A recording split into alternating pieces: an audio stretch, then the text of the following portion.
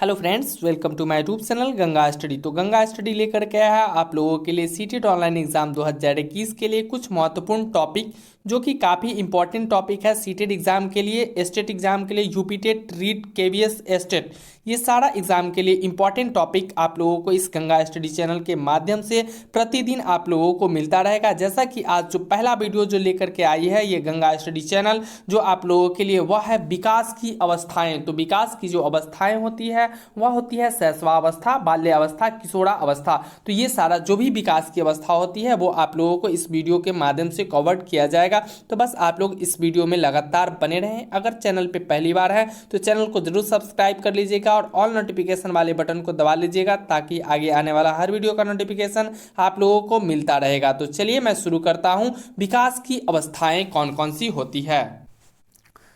तो विकास की अवस्था जो होती है वह 6 अवस्था होती है गोल। तो 6 अवस्था में जो पहला अवस्था जो होता है वह शैशवा अवस्था होता है। तो शैशवा अवस्था का जो जीवन काल जो होता है वह होता है जन्म से लेकर के 2 वर्ष तक की आयु के जो भी बच्चे होंगे वह बच्चे को शैशवा अवस्था के अंतर्गत रखा जाता है। वहीं भी बात करें प्रारंभिक बाल्य अवस्था की, तो प्रारंभिक बाल्य अवस्था जो होता है वह जो भी बच्चा का उम्र जो है वह 3 वर्ष से लेकर के 5 वर्ष तक की आयु के हो गए हैं, वे बच्चे को जो है वह प्रारंभिक बाल्य अवस्था के अंतर्गत रखा जाता है।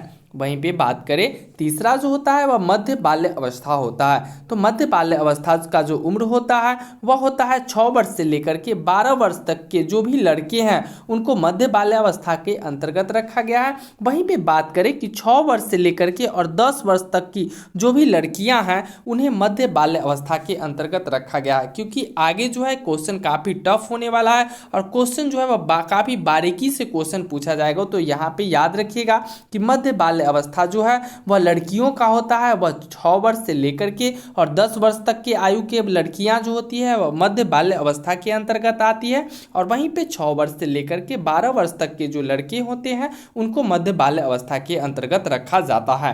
अब आगे हम बात करते हैं उत्तर बाल्य अवस्था की या फिर पूर्व किशोरा अवस्था। तो उत्तर बाल्य अवस्था और पूर्व किशोरा अवस्था ये दोनों जो होता है वह एक ही एज के बच्चे को बोला जाता है। तो उत्तर बाल्य अवस्था जो होता है वह 13 वर्ष से लेकर के 14 वर्ष तक के जो भी लड़के हैं उन सभी को जो रखा गया है वह उत्तर बाल्य अवस्था के अंतर्गत रखा गया है। लेकिन वहीं पे बात करें 11 वर्ष से लेकर के 12 वर्ष तक की जो भी लड़कियां हैं इनको उत्तर बाल्य अवस्था के अंतर्गत है।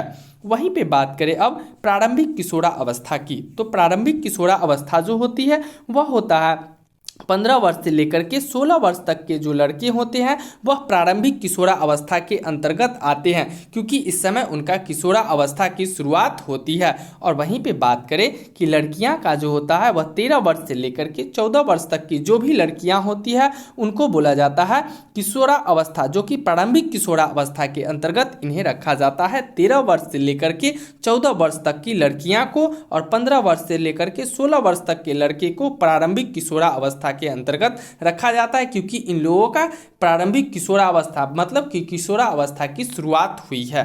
अब वहीं पे बात करें मध्य किशोरा अवस्था की, तो मध्य किशोरा अवस्था जो होता है वह 17 वर्ष से लेकर के 18 वर्ष तक के जो भी लड़के होते हैं उनको मध्य किशोरा अवस्था के अंतर्गत रखा जाता है। और वहीं पे बात करें कि 15 वर्ष से लेकर के 17 वर्ष तक की जो लड़कियां होती हैं उनको जो है वह मध्य किशोरा अवस्था के अंतर्गत रखा जाता है। उसके बाद जो है अगला जो है लास्ट उत्तर किशोरा अवस्था। तो उत्तर किशोरा अवस्था जो होता है वह 19 वर्ष से लेकर के 20 वर्ष तक के जो भी लड़के हैं उन सभी को उत्तर किशोरा अवस्था के अंतर्गत रखा जाता है। और वहीं पे 18 वर्ष से लेकर के 20 वर्ष तक की जो भी लड़कियां हैं उन सभी को उत्तर किशोरा अवस्था के अंतर्गत रखा जाता है। तो ये था कि विकास की अवस्थाएं जो कि कोल के अनुसार बताया गया है, जो कि विकास की जो अवस्था होती है वह 7 अवस्था होती है। सबसे पहला था शैशवावस्था, दूसरा प्रारंभिक अवस्था, तीसरा मध्य बाल्य अवस्था, उत्तर बाल्य अवस्था, प्रारंभिक किशोरा अवस्था, मध्य किशोरा अवस्था और उत्तर किशोरा अवस्था।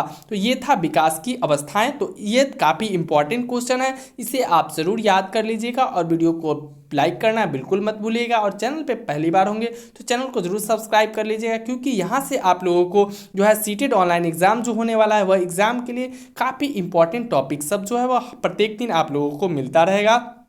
तो फिर मिलूंगा आपसे अगले वीडियो में, तब तक के लिए जय हिंद, जय भारत, वंदे मातरम।